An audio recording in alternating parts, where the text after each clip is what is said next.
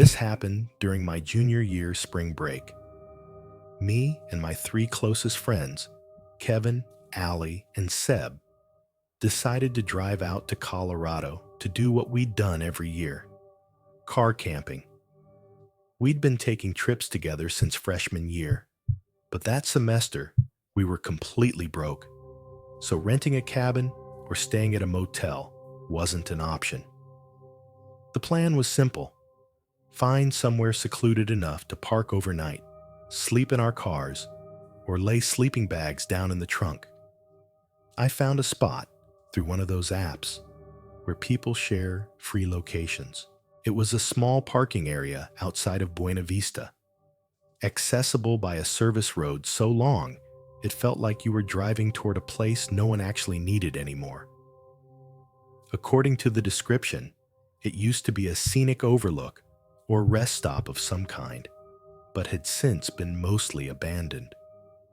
We arrived in the late afternoon. The parking lot sat tucked between sparse trees, the old asphalt cracked and patchy, with faded white lines barely visible anymore. There was a small information cabin with its windows clouded by dust, a peeling bulletin board hanging outside. The silence around us was unsettling. No other cars, no fresh tire tracks, not even the usual trash that suggests someone had stopped by recently. Honestly, it was perfect for the kind of vibe we were going for: private, cheap, and completely undisturbed. We parked our 4 cars in a loose cluster, each one a few meters apart. No careful arrangement, just wherever the ground was relatively flat and free of potholes. That night, we sat near the edge of the lot, drinking a few beers and playing cards under the dim glow of our interior lights, laughing about nothing in particular. A little after 11, we were all exhausted and crawled into our cars to sleep.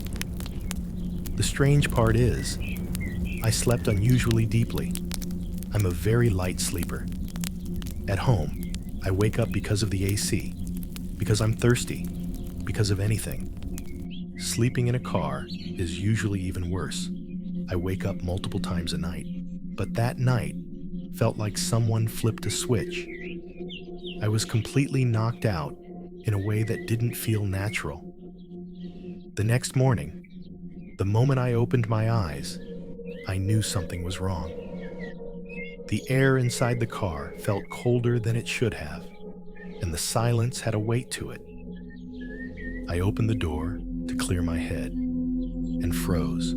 All 4 of our cars had been moved, not parked slightly differently, or someone backed up to straighten out. I mean, they had been fully relocated and arranged into a perfect square, all 4 cars facing inward, as if surrounding something. At the exact center of the square was a small stack of stones, 4 rocks balanced on top of each other like a little sculpture. I am 100% certain that wasn't there the night before. If it had been, I would have noticed it while we were walking back and forth dozens of times. For a few seconds, I honestly felt like I was still dreaming. The scene in front of me was too precise, too intentional. What scared me most wasn't how far the cars had been moved, but the fact that everything else was untouched. The doors were still locked. Nothing inside my car was disturbed. My phone was still plugged into the charger. My sleeping bag was exactly how I'd left it. Nothing was missing. There were no signs of rummaging, no dirty fingerprints on the glass. It felt like whoever did this only needed our position, not our belongings. I shouted to wake the others. Kevin stepped out first. I didn't even have to explain. One look at his face told me he was seeing exactly what I was seeing. Allie and Seb followed moments later, and in all of their eyes I saw the same thing: confusion mixed with fear. None of us remembered anything, but Allie spoke up quietly, her voice hoarse. and said she'd had an incredibly vivid dream. In it, she was walking step by step through a vast empty space, and someone behind her was counting her footsteps out loud. Kevin immediately went pale and said he dreamed too. He was marching in formation with a line of people, keeping pace to a steady rhythm. Seb and I didn't remember dreaming at all, but the fact that two people had dreams about being guided by footsteps was enough to send a chill straight through us. The feeling between the four of us is hard to explain. It was like we didn't need to speak. We all understood what the others were thinking. Almost like there was a fifth presence there, unseen, but somehow binding all four of us together. We started checking the area more closely. At first, Kevin tried to rationalize it, saying maybe we'd gotten drunk and moved the cars ourselves without remembering. That idea fell apart the moment we looked down at the asphalt. There were drag marks, rubber streaks, and fine dust, leading from each car's original position to where it now sat. The strangest part was that every set of marks stopped a few meters short of the final position, as if the cars had been dragged part of the way, and then lifted or repositioned without leaving traces the rest of the distance. It didn't make sense. Not unless there were multiple people, or equipment, or something I didn't want to think about. The stone stack in the center made it feel less like a prank and more like some kind of ritual. Kevin walked closer to take a better look. As he leaned in and reached toward the top stone, he slipped and knocked the entire stack over. The rocks clattered across the asphalt. Nothing supernatural happened right away, just stones falling. We stood there, staring at them, almost waiting for someone to laugh. No one did. Then, at that exact moment, all four of us heard it. A deep, low rumbling sound echoed from somewhere far off in the trees. It didn't sound like an earthquake. It sounded like stone grinding against stone, like a massive stone door being pushed open from the inside. The sound lasted only a few seconds, but it was enough to make my stomach drop. We didn't discuss it. No one said, "Let's leave." But all four of us moved at the same time, throwing things into cars, slamming doors, starting engines. It felt like we'd been given an order, and our bodies were just obeying. We were out of that parking lot in under 5 minutes. But in that moment, those 5 minutes felt like a lifetime. I don't like talking about that night too much. I'm afraid that if I think about it too deeply, the memory will start to feel more real than I can handle. That was 5 years ago. We don't see each other much anymore. We still text occasionally. But the strange thing is, none of us has ever brought up what happened in that parking lot. It's like we all silently agreed that some things, once spoken aloud, have a way of coming back.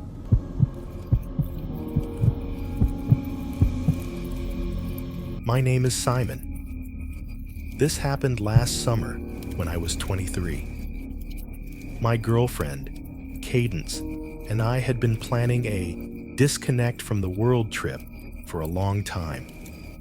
No cell service, no familiar faces, just the two of us, somewhere quiet. We didn't choose to camp deep in the woods. Instead, we picked a small parking area near a hiking trail in North Carolina, a little-known trailhead parking lot at the end of a rough service road. According to the reviews, it had a few scattered parking spots, almost no security, but it wasn't completely isolated either.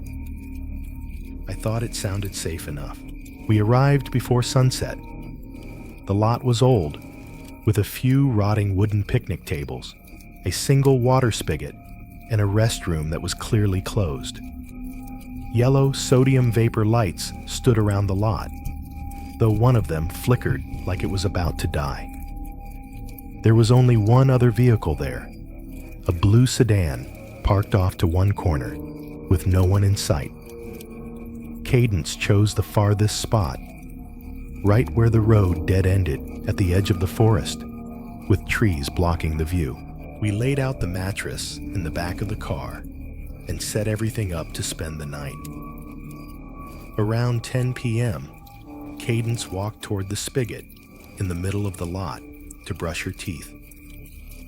I stayed by the car, tidying up and turning off the cabin lights. And that's when I saw someone standing at the edge of the light, right where the headlights no longer reached. I jumped because I hadn't heard any footsteps at all.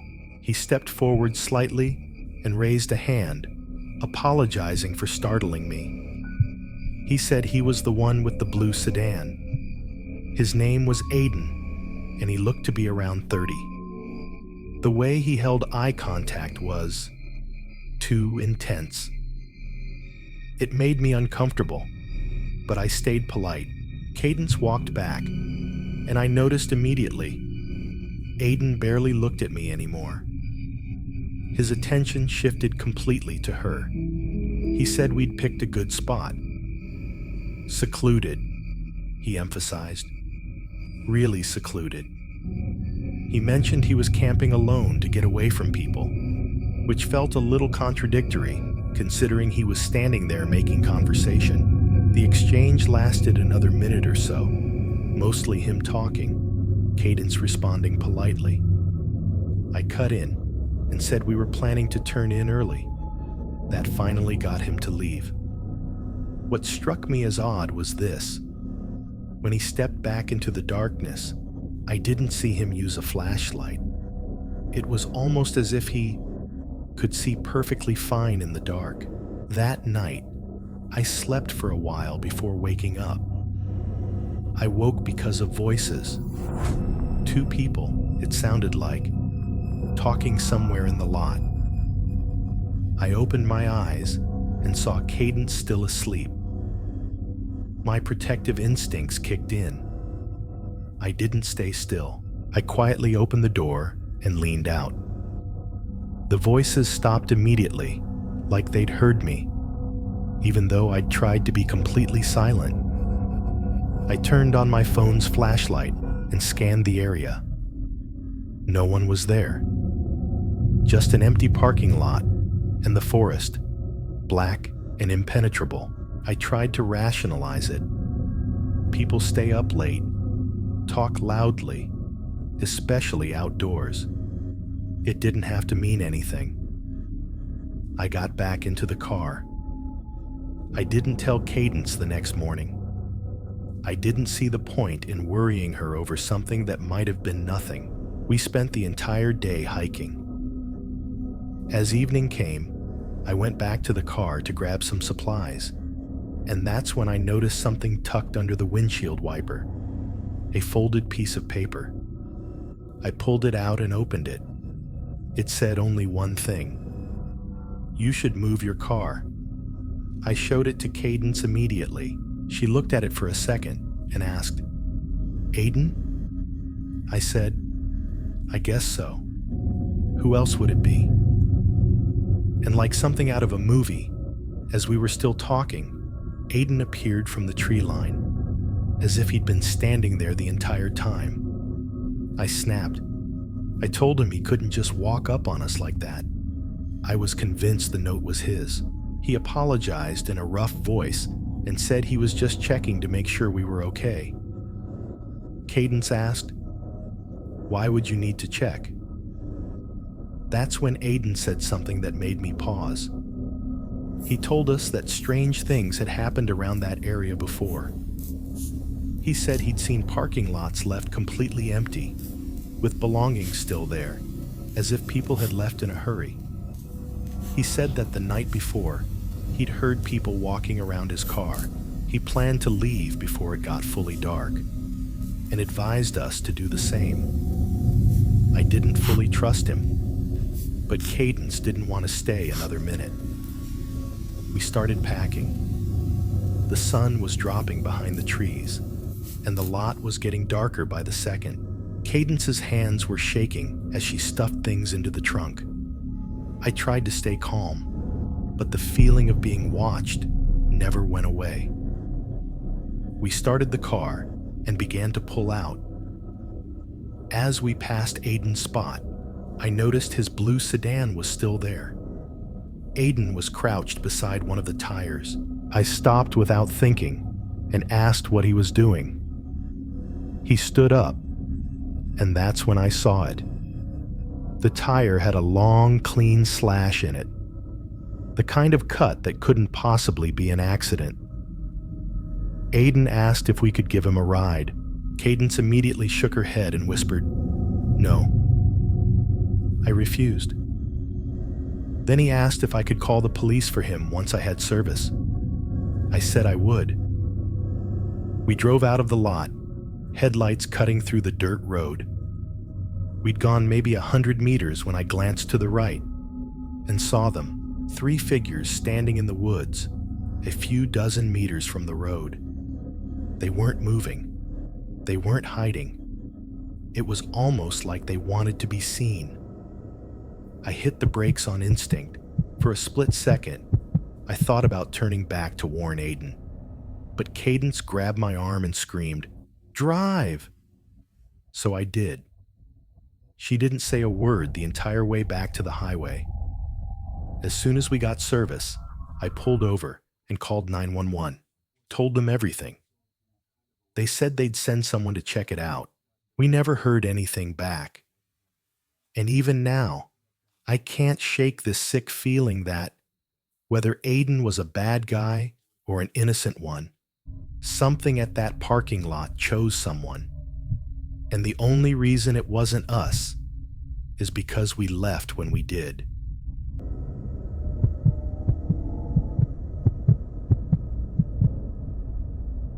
This happened 2 days ago. I'm 28 years old, working remotely as an IT consultant out of Bozeman. I'd gone through a divorce about 3 months earlier and was in a really bad place mentally. I tried everything to distract myself, but nothing worked. Eventually, I convinced myself that I needed to do something drastic to reset my head, disappear from society for a while.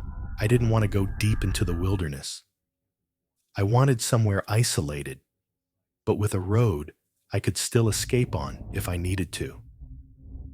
That's how I ended up choosing an abandoned parking lot deep inside federally managed land in Montana, a place I'd read about on an old forum. People said it used to be the lot for a patrol station that had long since been shut down.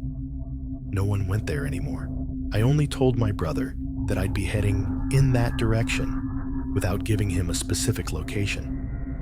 I packed supplies for a full week: dry food, water, basic medication, backup batteries, and a few basic self-defense items. The drive took about 4 hours. The last stretch was difficult. My GPS had no data, and I had to rely on vague written directions, turning onto a narrow road where branches scraped against the sides of my car. When I arrived, I knew I was in the right place. The lot was cracked and faded, with worn white lines, a few concrete posts, and a rusted metal sign. Dusk was settling in, and then I saw it. At the edge of the lot was an old car, olive green, parked at an odd angle, like it had been abandoned there for years. The windows were clouded over, the body coated in dust, and I could smell damp, musty air even from several meters away. I called out, "Hello," out of instinct. No one answered. The driver's door was slightly open. I pulled it wider and instantly regretted it. The smell inside was overpowering, enough to make me turn my head away, but I noticed something that stopped me. A small notebook lying on the passenger seat. I grabbed it and stepped back into the clean air. When I opened it, Every page was filled with tally marks, organized into groups of 7, hundreds of them. On the last page, there were 42 groups, more than 8 months, if each group represented a week. I didn't feel scared right away. I felt confused and strangely curious. I kept the notebook. I parked my own car on the opposite side of the lot, far enough from the old vehicle, but still within sight of where it had been. Darkness came quickly. That night, the sky was clear and packed with stars. I was exhausted, so I went to sleep early. I woke up in the middle of the night with the unmistakable feeling that someone was nearby. I stayed perfectly still and listened, and then I heard it. Whispers, not wind, not animals. Human voices, at least 2, maybe 3, somewhere around the lot. I felt ice cold. In a place where I was supposed to be completely alone, human voices were the worst possible thing to hear. I didn't turn on any lights. I pretended to be asleep. The whispers faded, then disappeared. But after that, I heard footsteps, slowly circling my car. Careful, deliberate, like someone checking it. Then someone tested the door handle, gently, like they were seeing whether it was locked. I grabbed my phone, ready to turn on the flashlight, but I was afraid the light would let them know I was awake. I stayed still, my heart pounding so hard I was sure they could hear it. A soft scratching sound came from the window, like fingernails, very faint, but enough to make me feel sick. I finally spoke up, forcing my voice to stay steady, saying that I'd called the police, even though I knew there was no signal. There was a moment of dead silence. Then footsteps, more than I expected, running away in different directions. I didn't sleep after that. When morning came, I stepped outside. The first thing I did was look toward the old car. It was gone. Not in the sense that someone had driven it away and left traces behind. I walked over to where it had been parked. There were no clear tire marks, no impressions in the dust. It was as if there had never been a car there at all. But I knew I had seen it, opened the door, and taken the notebook. What I found instead were footprints. Bare human footprints surrounded my car in a wide circle, many different sizes. Some were deep, as if the people who made them had been standing there for a long time. One set of footprints led toward an old light pole at the edge of the lot. Carved into the metal of the pole were fresh marks, tally marks, arranged in groups of 7, exactly like the ones in the notebook. 7 groups of 7, and the beginning of an 8th. I stood there, frozen. The notebook had been counting something in 7s, and now, right next to where I'd slept, there were new tally marks, as if someone had just updated the count. Before I could think too deeply about what that meant, I noticed something else near the edge of the lot. Something filthy and clearly meant as a warning, like a message saying you shouldn't be here. I didn't look at it for long. I didn't need to understand. I turned back to my car and packed on autopilot. My hands were shaking, and I kept glancing over my shoulder. I threw everything into the trunk, got in, and left the parking lot as fast as I could. On the drive out, I kept expecting my car to be blocked, or a tire to go flat, or someone to step into the road. Nothing happened. I made it back to the main road, got signal again, and only then did I feel like I could breathe. I didn't report it to anyone. I wouldn't even know what to report. People were circling my car in an abandoned parking lot. Then an old car vanished, and there were tally marks carved into a light pole. What haunts me most isn't the whispers. It's the tally marks, because tally marks only make sense when someone is tracking a process, waiting for a milestone, completing a cycle. And I don't want to know what would have happened if I'd stayed one more night.